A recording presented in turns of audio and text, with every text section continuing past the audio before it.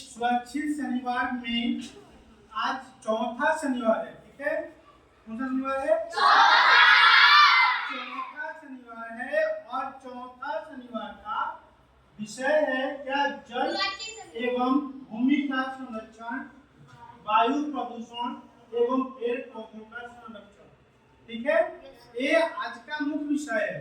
यानी कि हमें इसके अंतर्गत पढ़ना है क्या कि जल एवं भूमि का संरक्षण। जल बर्बाद होता है, मिट्टी बर्बाद होती है।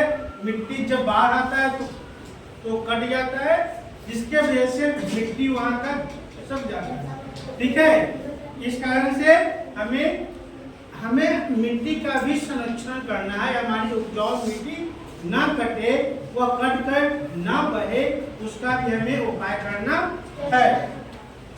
अब हम और वायु प्रदूषण तो आप सब लोग जान रहे हैं कि गाड़ियों से निकलने वाले धुएं के कारण, औद्योगिक घरानों से निकलने वाले धुएं के कारण जो वायु प्रदूषण होता है, जो प्रदूषण निकलता है, कई तरह की उसमें विषैले गैस निकलते हैं, वो हमारे स्वच्छ वातावरण में आकर फैल जाता है, जो हमारे शरीर के लिए नुकसानदेह होता है, जिसके कारण हमें कई प्रकार की बीमारियों का सामना करना पड़ता है।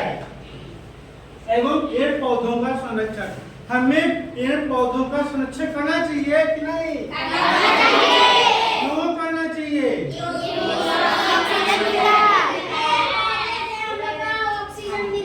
हाँ, पेड़ पौधों से हमें ऑक्सीजन मिलता है, और भी बिना किसी खर्च के।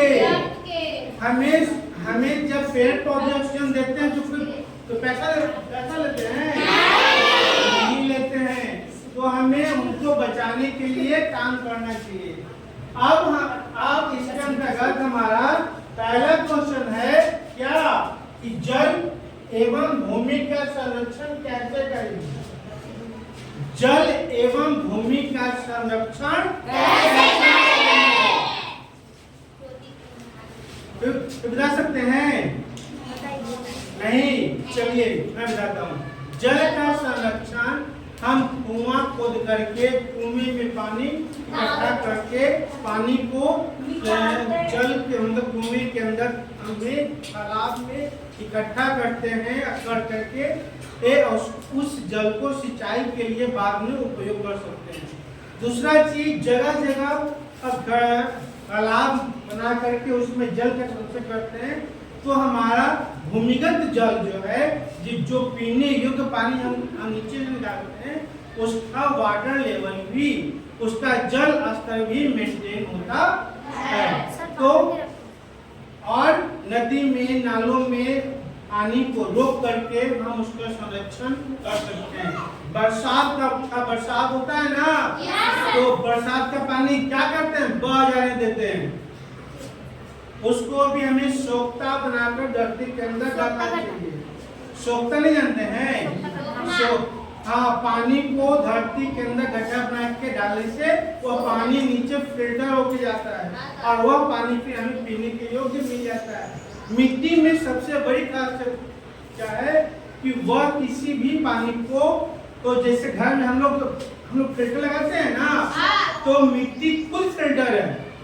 बालू, अगर आपको घर में फिल्टर नहीं है और कोई पानी शुद्ध करना है, तो क्या कीजिए, एक घड़ा लीजिए, घड़े के अंदर बालू डालिए, उसके ऊपर पानी डालिए, और घड़े के निचला हिस्से में एक छोटा सा छिद्र कीजिए और उसमें कपड़ा बांध दीजिए। उस कपड़े के माध्यम से जो पानी आपका निचले बर्तन में आएगा वह शुद्ध पानी होगा, वह छना हुआ पानी होगा, साफ पानी होगा। तो मिट्टी में पानी को छानने की क्षमता होती है। उसको अलग से छानने के लिए मशीन लगाने की आवश्यकता नहीं है। हम लोग आधुनिकता के युग में बड़ी मशीन भी लगाते हैं, प्यूरिफायर वाटर पीते हैं, बोतल में बंद पीते हैं, और वह बोतल में बंद पानी पता नहीं 8 दिन का होता है कि 10 दिन का होता है, हमें कुछ पता नहीं होता। लेकिन फैशन के दौरान हम क्या करते हैं, जाते हैं 20 रुपये देते हैं, एक पानी लेते हैं, कहते हैं ना, और उसको पीते हैं। यानी कि कल का पानी जो हैंडपंप का पानी आता है तो हमारा सबसे शुद्ध पानी होता है, लेकिन हम उस पानी को यूज नहीं करते। क्या बिना छाने पिए? तो खुद छन के आ रहा है 500 फीट 300 फीट नीचे से भूमिगत जल को छान करके तो हम ऊपर ला रहे हैं, तो उसको छानने की क्या हो सकता है? लेकिन फिर भी हम फैशन के दौर में क्या करते हैं? छानते पीते हैं। तो हमें जल को संरक्षित करने की आवश्यकता है, बचाने की आवश्यकता है। हम क्या करते हैं?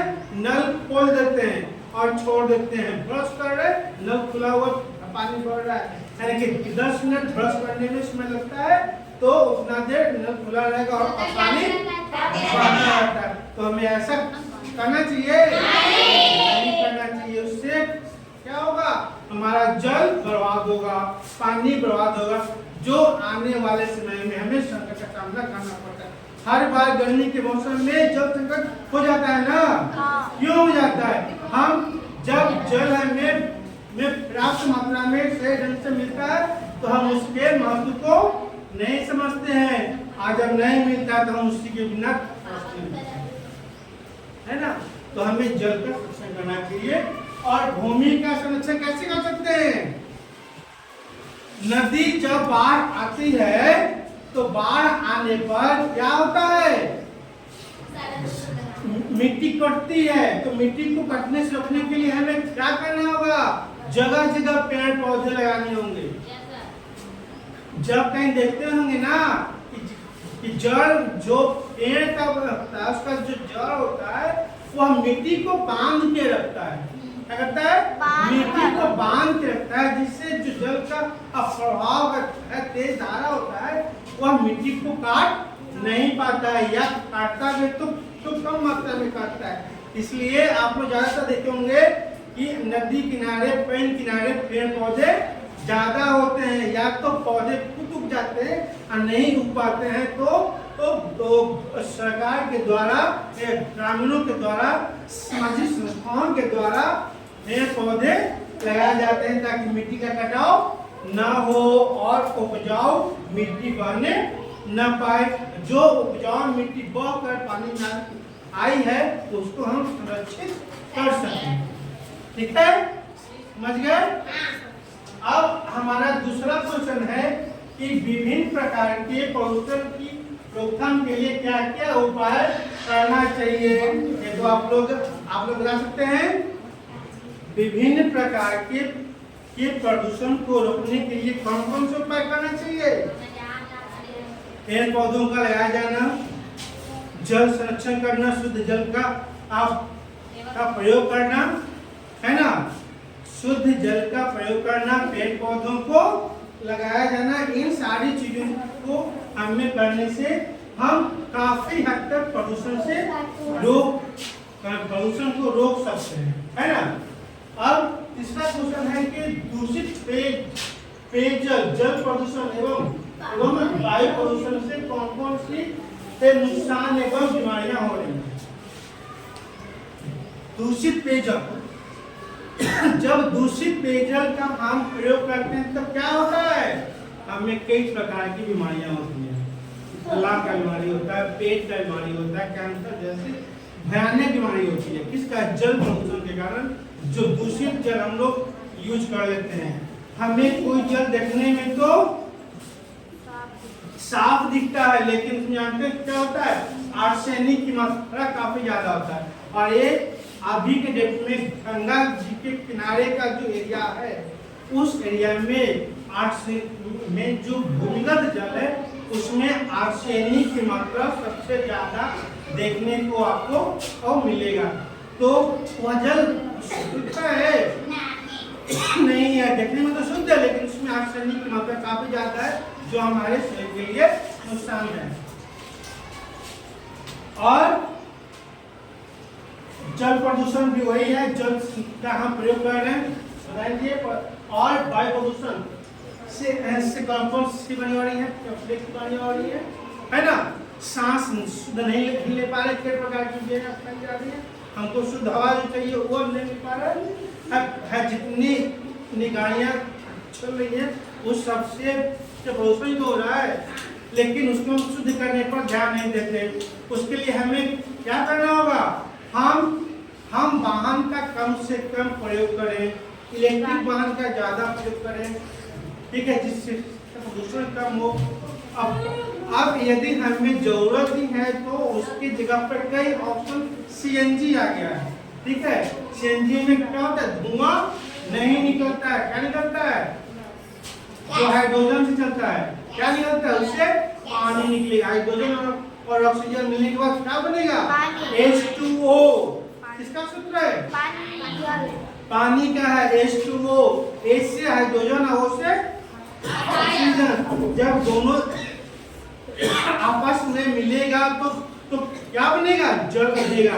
तो जब हाइड्रोजन से गाड़ियां चलती है और उसको जलने के लिए ऑक्सीजन की आवश्यकता होती है, और जब दोनों जलता है तो जलने के बाद गाड़ी को स्पार्क देता है, मतलब पावर देती है, और बाहर जो अपशिष्ट के रूप में पानी का निकास करता है, जो कि प्रदूषण कम फैलाता है, लेकिन न के बराबर फैलाता है। इलेक्ट्रिक वाहन तो है, लेकिन उसको भी इलेक्ट्रिक बनाने के लिए कई सारी कोयला से बिजली उत्पन्न होता है, तो भी उसके नुकसान है। तो लेकिन फिर भी ये जो इतनी ज़्यादा मात्रा में जो पेट्रोल डीजल यूज करते हैं उसके अपेक्षा कम उसमें, ठीक है। अब है पेड़ पौधों के संरक्षण के लिए हमें कौन कौन सा अवसरों पर पेड़ पौधे लगाने चाहिए। अब पेड़ पौधों के संरक्षण के लिए हमें किन किन अवसरों पर पेड़ पौधों को लगाया जाना चाहिए, आप लोग बता सकते हैं। अपने जन्मदिन पर, बिल्कुल, अपने जन्मदिन के अवसर पे आप पेड़ पौधा लगा सकते हैं, और पर्यावरण दिवस पे, और भाई बहन के शादी विवाह पर लगा सकते हैं, मम्मी पापा के मैरिज एनिवर्सरी पर कर सकते हैं। मतलब हम किसी न किसी बहाने से हमें पेड़ पौधा लगाना चाहिए, लगा सकते हैं ना। हम किसी को गिफ्ट देने जा रहे हैं तो गिफ्ट में क्या देते हैं, आर्ट दे देंगे, फूल को मार के दे देंगे, तो उसके जगह पर हम पौधा दे सकते हैं, है ना। किसी के घर में बच्चे हुए हैं, जन्म लिए हैं, तो उनके जन्म पर के अवसर पर जो हम गिफ्ट देते हैं, वह गिफ्ट इस जगह पर हम उसके जगह पर पौधा लगा सकते हैं, या उससे पौधा लगा सकते हैं। उसके हाथों से पौधा हम देंगे, लेकिन उनके हाथों से पौधा लगवाएंगे। बेटी बचाओ बेटी पढ़ाओ, तो बेटी के नाम पर भी हम पौधा लगा सकते हैं। जब तक यह पेड़ रहेगा तब तक हम बेटी के संरक्षण में खा लेंगे, है ना।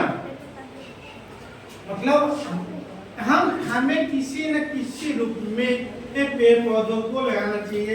ये हमें पेड़ पौधों को लगाने के लिए कोई न कोई बहाना चाहिए। फिर जल, भूमि, वायु एवं हरियाली हमारे जीवन को कैसे प्रभावित करती है। जल ही जीवन है, तो हमारे जीवन को प्रभावित करती है। हर चीज के लिए जल चाहिए, जीने के लिए चाहिए, पीने के लिए चाहिए, नहाने के लिए, फसल उगाने के लिए जल चाहिए, है ना। तो जल हमारे लिए बहुत ही उपयोगी है। भूमि भी हमारे लिए उतनी ही उपयोगी है कि भूमि नहीं रहेगा तो क्या रहेगा, अन्य कहाँ से होगा, बिल्डिंग कहाँ से बनेगी, जगह रहता ना बनेगा, तो हमें उसकी आवश्यकता है।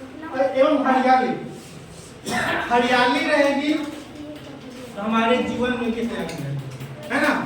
जीवन में भी हरियाली रहेगा। यदि हरियाली मेंटेन है तो हमारे जीवन में भी हरियाली मेंटेन रहेगा, या इस बात की गारंटी है।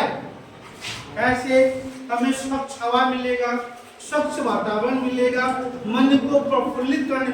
तुम शहर में जाओ, शहर में जाते हो ना, तो चारों तरफ बिल्डिंग्स है, गाड़ियां खड़ी हुई है, मन एकदम पहुंच जाता है, चिड़चिड़ापन हो जाता है।